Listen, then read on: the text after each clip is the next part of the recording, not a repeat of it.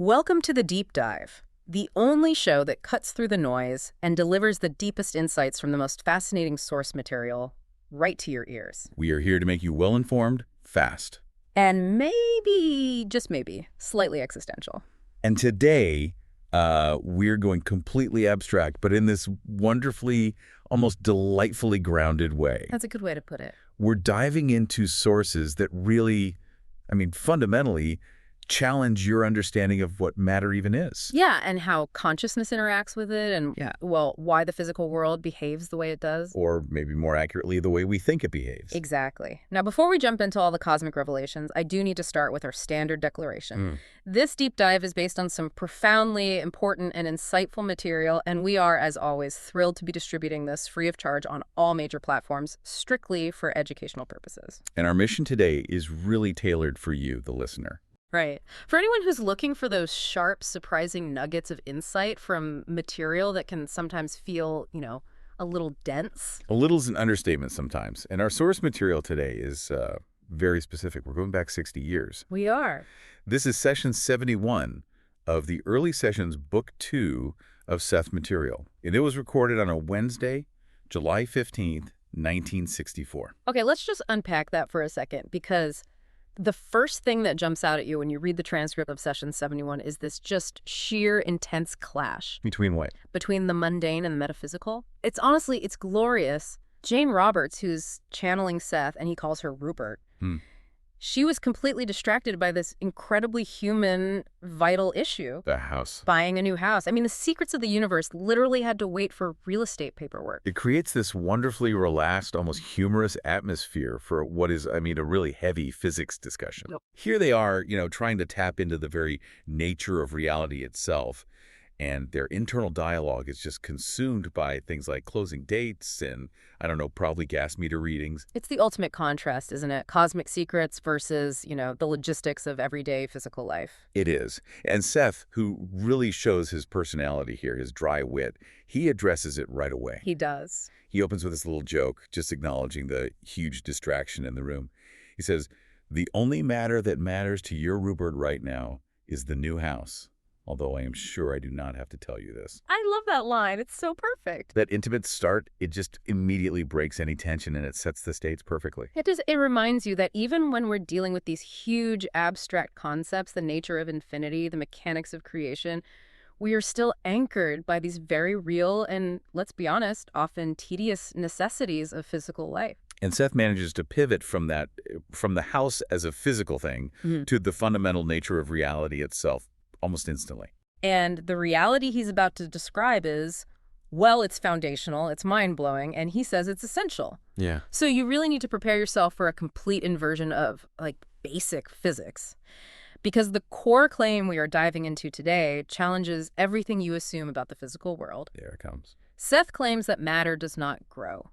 At all. Acorns don't grow into trees, children don't grow into adults. At least, not in the way we think, by just adding more stuff over time. And we are going to spend the next 30 minutes or so figuring out why this radical concept is, in his words, the necessary foundation for all deeper knowledge of reality creation. So, to understand why matter cannot possibly grow in that traditional sense, we have to start at the absolute beginning of creation, at least as Seth describes it. Right. He's revisiting these concepts he's brought up before. Primary and secondary constructions of matter. He calls them psychic gestalts. Which is a great term. Huh? So let's start with the cornerstone of it all, the primary construction. And what's fascinating here is the definition he gives for how consciousness, manifests physically. A primary construction is a chunk of matter that's formed by a consciousness of itself. So it's like a self-image made solid? In essence, yeah. Yeah. It's an attempt by an individual consciousness to create a physical replica of the internal psychic construction of its whole self. Right here in the physical world. It's the soul's self-portrait, but rendered in 3 dimensions. That's a perfect way to put it. And this construction, your body, your physical anchor, it's absolutely necessary. The whole mechanism that allows that consciousness to operate, to manipulate, and to be perceived within this, transient framework of the world of matter. But here's the crucial, almost existential detail, what he calls the incompleteness rule. Right. The physical construction of consciousness is never complete. And this isn't an accident. Yeah. It's not a design flaw. It's actually a genius-level defense mechanism. Which raises the big question, why? Why the deliberate omission? Why isn't it a perfect copy? Well, Seth explains that if consciousness were to fully, like 100%, construct and invest itself in matter, it would effectively imprison itself. That sounds absolutely terrifying. It does. Like building a perfect airtight container around yourself, and then you realize you can't open the lid. Precisely. You have to remember, matter is transient. It's subject to continuous decay, disintegration, change. So to fully inhabit Yeah. that decay Yeah. would mean the whole consciousness would be subject to that same transience.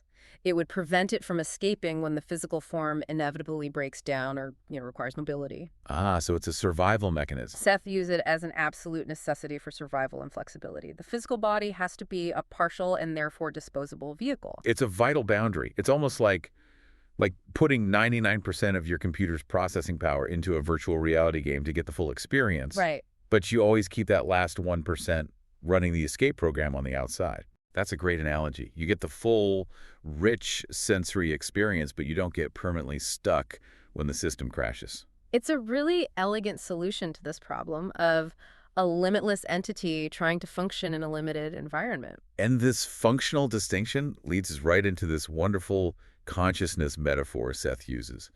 It helps us grasp the difference between the ego, what you think of as your thinking self, and the whole consciousness, or that psychic gestalt. Okay. He compares the whole self to an almost infinite light. An infinite light. Yet one that's capable of focusing its attention and its energy in countless directions and has all these different switches for greater or lesser intensity. I find this analogy instantly relatable because he uses the technology we all get, automobile headlights. Seth explicitly states the need for, a reduced intensity when you're dealing with the density of the physical plane. He says, and I'm quoting here, some conditions, some roads and countries would require different beams to meet different circumstances, as even in automobiles you use high beams or low beams according to necessity or utility. And in some cases, the high beams would not only be ineffective but dangerous, and so low beams are used. That low beam is your ego. Right. It's the practical, focused, self-aware thinking mechanism that designed specifically for navigating this world of time and space. The moment you need to remember where you put your keys. Or calculate the square footage of that new house. Exactly. You're using the low beam, it's efficient, and it's necessary for the job at hand. And the high beams, what are they? That's the flood. The flood of infinite universal knowledge, the simultaneous awareness of past, present, future, the connectivity to every other consciousness. So trying to operate in the physical world with the high beams on? Would lead to instant sensory overload, confusion, what we might medically call a break with reality. It would be like a catastrophic paper jam of infinite data. Right. So the primary construction, your body, is the physical manifestation built by the whole self to house that low beam focused entity, the ego, for a duration of physical experience. Okay, so that's the individual unit. That's the individual. But the universe is clearly not made up of only individual humans. I mean, what about all the other things we perceive? Trees, rocks, the air, the chair you're sitting on. And that's where secondary constructions come into the picture. Okay. Secondary constructions are precisely that. They are constructions created by a consciousness's conception of other consciousnesses. So my idea of a tree forms the tree. Your idea combined with everyone else's. They're formed from data that's gathered through telepathy, through sensory input, through perception. And these constructions, a mountain, a river, a hammer, they still contain consciousness. But it's different. It is. It's a generalized, innate form. The atoms and molecules themselves have what Seth calls capsule comprehension. Capsule comprehension, like a basic awareness. A basic awareness necessary for their function, yeah. So the difference between me and the chair I'm sitting on isn't that I have consciousness and the chair doesn't. No. The difference is the organization of that consciousness. Exactly. The critical differentiating factor is the lack of a central unifying direction in those secondary constructions. Oh. Seth is very specific about this. He says secondary constructions lack the unifying, integrating, organizing, personal direction of a whole self. So they don't have that I am at the core. Right. They still achieve what Seth calls value fulfillment. They perform their duties of construction. They fulfill their pattern. But they don't have that single, guiding, personalized consciousness at the core that's trying to replicate its total being. They're built by us, the primary constructions, and the environment based on our shared expectations and perceptions. So if we connect this to the bigger picture, The material universe isn't some random collection of inert It objects. can't be. It's a vast, dynamic, intricate network of cooperative consciousness. All consciousness begins first.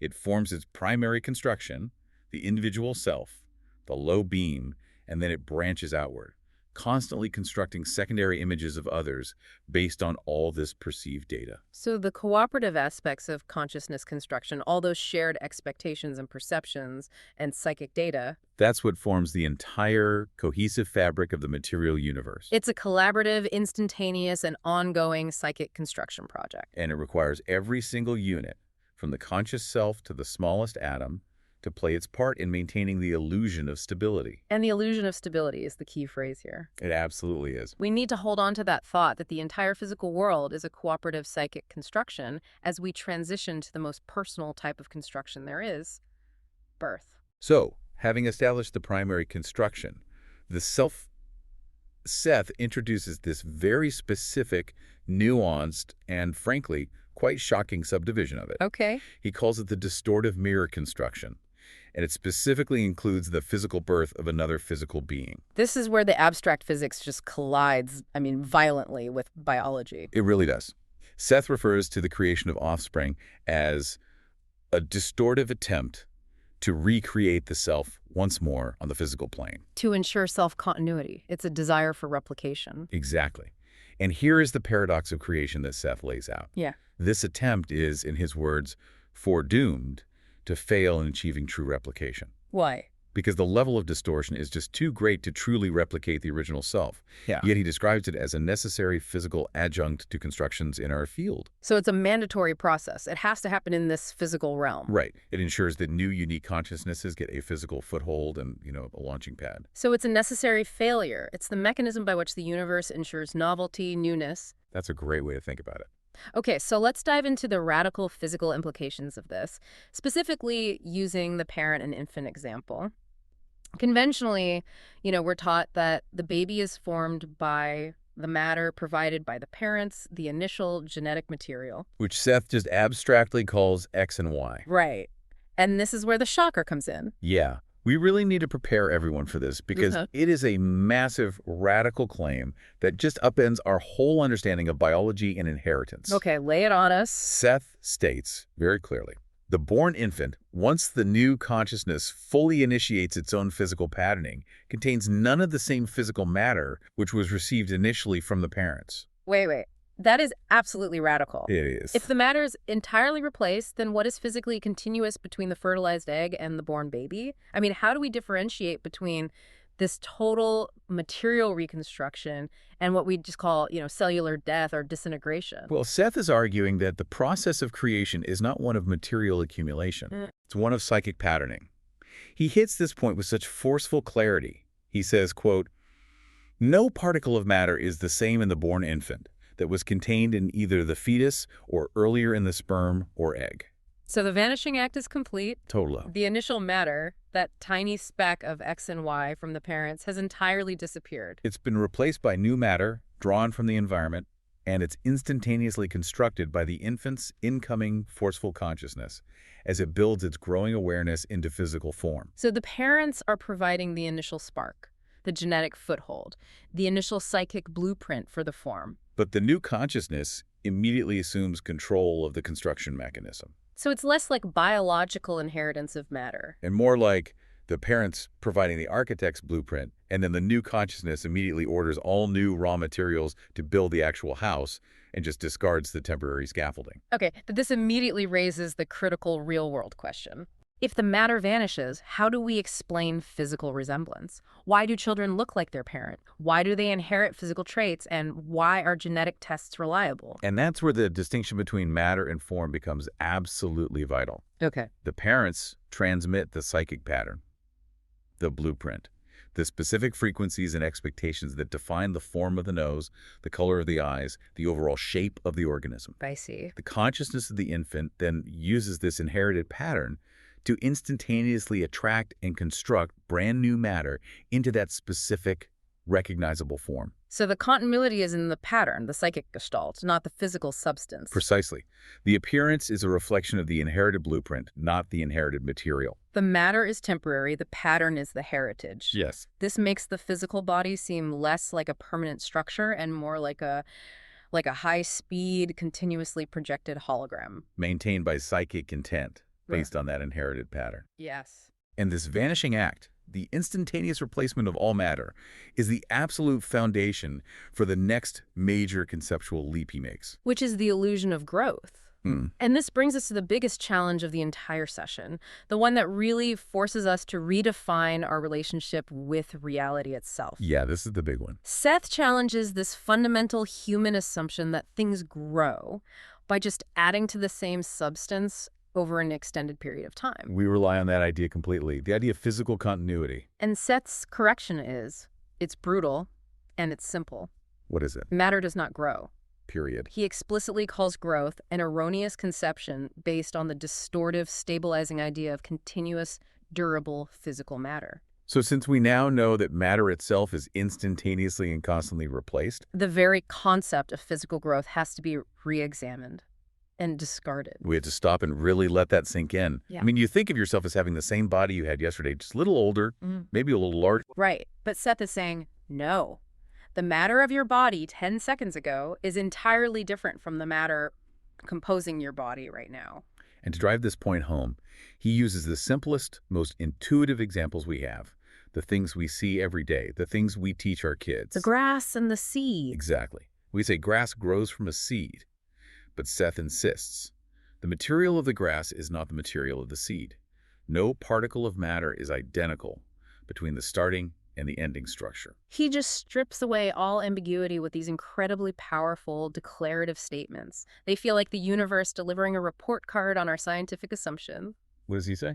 Seed does not grow into grass. Acorns do not grow into trees. Children do not grow into adults. In every single one of those examples, the physical structure remains recognizable. The form is continuous. Right. But the material composing the starting structure is completely different from the matter composing the later expanded structure. Matter has absolutely no durability in itself. It's merely the instantaneous form taken by consciousness as it projects its intended pattern into the physical field. So matter is a verb, not a noun. That's a great way to put it. It's an action, not a thing. So if that's true, if every atom is appearing and disappearing almost instantaneously, why in the world do we think a child or a blade of grass is the same continuous object? If there's total material turnover, why isn't it just winking out of existence every fraction of a second? Exactly. And this is the secret of apparent continuity. It's a brilliant piece of metaphysics. Okay. The atoms and molecules appear and disappear almost instantaneously. They're constantly replaced by others, drawn in by the psychic pressure of the form. So the apparent continuity that we perceive It's simply a result of our inability to perceive the actual atomic construction as it's happening, as they flash in and out of existence. So it's a sensory limitation. Exactly. We're watching a high-speed construction project that's operating at a frequency so rapid that our sensory apparatus only perceives the finished continuous form. Like a rapid series of still images in a film creating the illusion of motion. Precisely. And the profound implication here is that identity and continuity are not characteristics of matter. They're not inherent to the substance. No, they have to be found somewhere else. In the driving force. Specifically, in the consciousness, the pattern, the psychic gestalt that holds the complex blueprint for that form. In this constant, instantaneous, self-renewing expression of the immaterial into the physical plane, that is what Seth calls value fulfillment. We introduced the term earlier, but now we can really define it. So what is it? It's the innate driving pressure of consciousness to experience and create. It's the psychic mechanism that maintains the pattern even as the matter composing it turns over at this incredible speed. If we look at the universe through that lens, then value fulfillment is the perpetual engine. It's the constant psychic pressure being applied that says this pattern must remain, which forces the instantaneous replacement of vanishing matter with new matter, keeping the structure, the tree, the child, the house recognizable over time. The purpose of consciousness, in this view, is the fulfillment of value through manifestation. Exactly. And Seth uses a simple analogy, a lawn, to really nail this distinction between the constantly vanishing matter and the persistent, recognizable form. And how we arbitrarily designate form for our own utility. Right. Think about your lawn.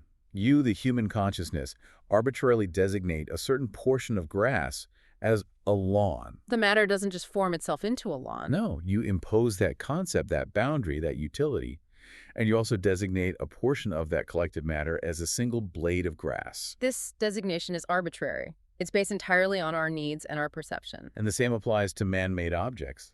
You call a house, even if the wood is replaced, the wiring's updated, or if the exterior paint disappears from weathering. The matter changes drastically, maybe even entirely. But the form, the house pattern projected by collective consciousness remains recognizable and useful. And this is the absolutely vital point for all subsequent deep knowledge. What is it? The form is the continuous element, the enduring blueprint projected by the psychic gestalt. And the material substance itself is merely the transient, instantaneous energy that fills that pattern, subject to constant turnover. So the physical world is a constant, energetic flow held in place by powerful, unwavering psychic intention. And that intention is value fulfillment. So we've just completed what Seth basically considers the absolute non-negotiable prerequisite course for understanding reality. A 101 class. Yeah, exactly. And as this really intense session wraps up, Seth makes this very human, very significant announcement that feels almost like a moment of graduation for Jane and Rob. He essentially tells them they've completed the preliminary lessons, that this foundational understanding about the nature of matter, the lack of physical continuity, the importance of the psychic gestalt. It marks the end of Book 1. It does. It's their cosmic report card, and they pass with flying colors. He offers some high praise, noting that this dense material, this distinction between form and matter, is the necessary intellectual groundwork for everything that follows. And he tells them, and this is pretty high praise coming from a multidimensional entity, I will give you an A. It still, however, merely represents the base point of achievement, a necessary first step along the way. That phrase, the base point of achievement, that really sticks out. It does, doesn't it? It underscores that they haven't finished the journey, but they've mastered the foundational rules of the game. And he emphasizes that these core concepts, they're not optional, they're fundamental facts. Right. But facts that must be interpreted and translated into terms that are comprehensible to the human mind.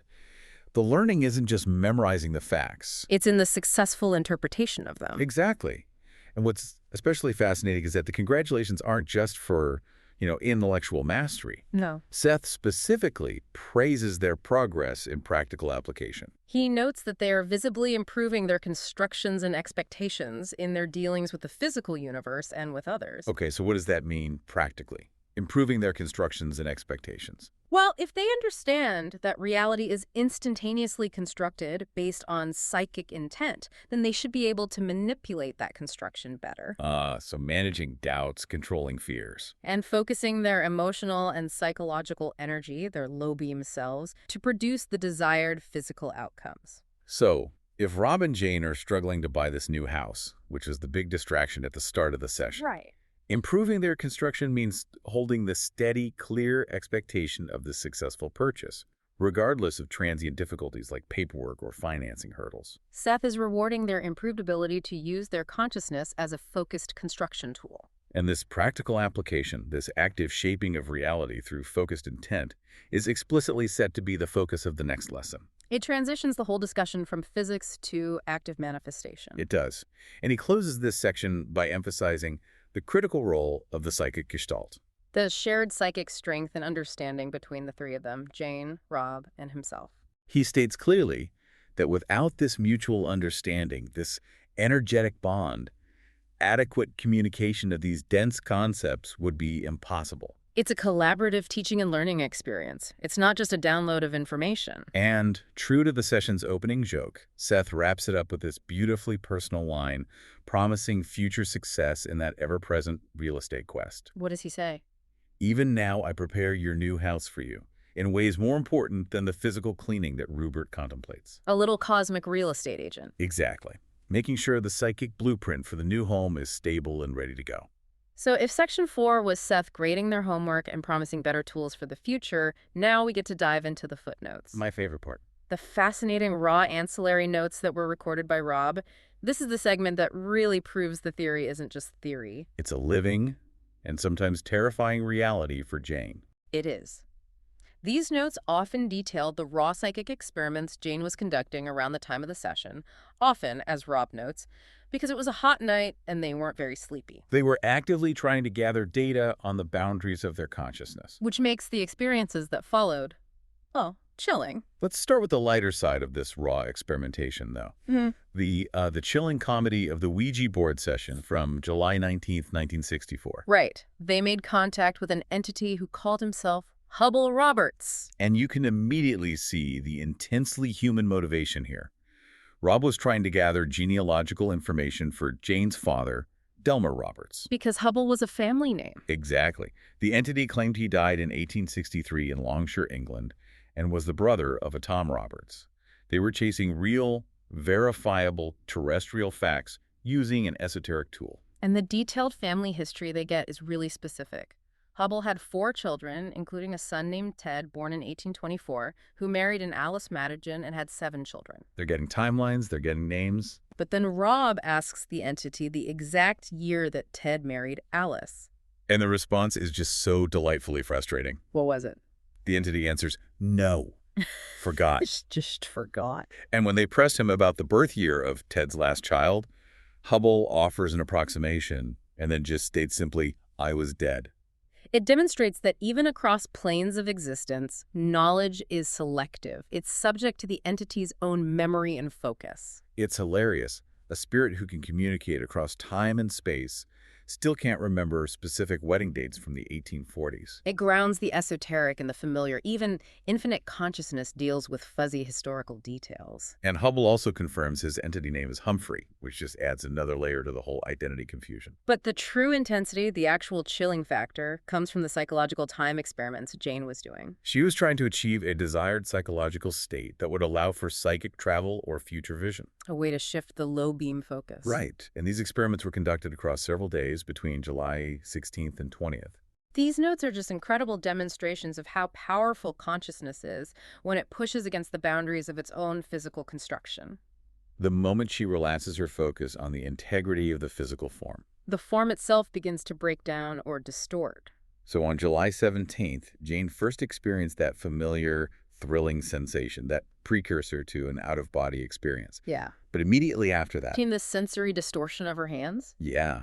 She recorded a powerful, definite feeling of her hands enlarging, growing immensely, maybe up to 10 inches long. And a strange, disturbing sensation of her fingers doubling up or crawling back into this bent, unnatural position. Despite the fact she was physically lying flat on the bed. Can you imagine the sheer terror and scientific fascination of that moment?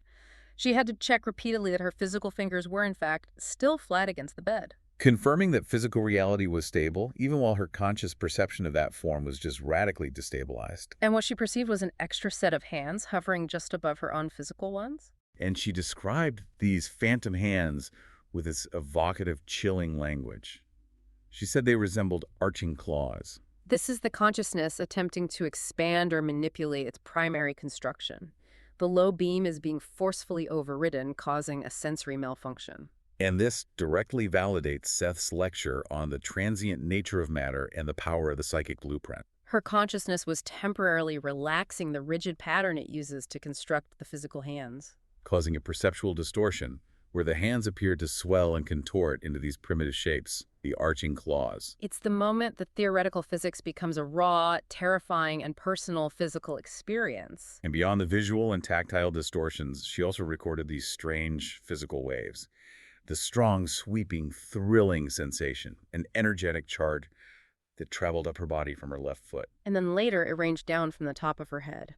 It suggests this powerful, oscillating energy surge. Maybe the whole consciousness attempting to recalibrate his connection to the physical anchor. And later on, she felt a different sensation, a more localized, tight, or squeezing feeling in her lower arms, hands, legs, and feet. It's almost as if the consciousness was trying to tighten the bolts on the physical form, pulling the matter back into rigid focus after that expansion. She also noted that brief, pleasant, rippling sensation down the center of my chest, as though once again I was trying to lift out of myself. Which aligns perfectly with Seth's concept that consciousness is never fully imprisoned. It's just tethered. And with a slight relaxation of physical intent, it's ready to lift out or detach from the material body. And finally, she had several vivid, fragmented, but clearly high-definition psychic images during these states. Little non sequitur movie clips of external reality, a red wine bottle in a cement corner. Brilliant green water rushing by while she was enclosed in a huge bubble. These are just glimpses of information leaking in from the vast high-beam consciousness. But the best part, the connection that ties the entire session together, is the premonitory vision she had. What was it? She saw the gas man at the new house asking for a key because they couldn't get in without it. That is fantastic. It's the intersection of abstract psychic ability, a premonitory vision focused entirely on the mundane, real-world issue of utility access during a property closing. It brings the entire massive discussion about cosmic construction right back to the simple daily reality of making sure the gas is connected at the new place. These sideline notes, they make the esoteric concepts Seth delivers feel terrifyingly real, accessible, and, well, applicable. So this deep dive has covered a massive consciousness-shattering shift in understanding. It really has. We've moved from basic conventional physics to a dynamic, intention-driven reality. And to summarize the key takeaways from Session 71, we really need to internalize those two most challenging concepts. Okay, what's the first one? First, the recognition that your individual ego, your thinking, struggling, physical self, is merely a low beam. It's a focused portion of a vastly larger, almost infinite consciousness, a psychic gestalt that's just too powerful and too distracting to be fully deployed in the physical world. So the limitation is an act of efficiency and preservation. Exactly. And second, The absolute, complete shattering of the idea of physical growth. continuity rests not in matter, which constantly appears, vanishes, and is instantaneously replaced. But in the consciousness, the psychic gestalt, that projects and maintains the specific form. This consistent pattern maintained by the constant drive for experience. That is what we call value fulfillment. And this foundational material, this beginner's manual, as Seth called it, it's not just philosophy. No, it is the necessary base point of achievement before you can truly grasp the mechanics of reality creation and consciously, practically manipulate the physical plane through focused expectations. And if these concepts, the vanishing matter, the reality of arching claws, the necessity of the low beam, if any of this has resonated with you and you want to truly grasp how this foundational material sets the stage for everything else. We highly encourage you to explore the source books further. We credit the Seth Material and the publisher New Awareness Network. You can delve into the transcripts of the early sessions and study this incredible material by visiting their website and bookstore. That's at sethcenter.com/the early sessions. And we'll leave you with this final provocative thought to mull over. It connects the concept of instantaneous matter replacement directly to your own life. Okay. If the matter that instantaneously composes your body is constantly and instantaneously replaced by entirely new matter, what part of you exactly is getting older? Besides the consciousness that chooses to project the experience and the pattern of aging,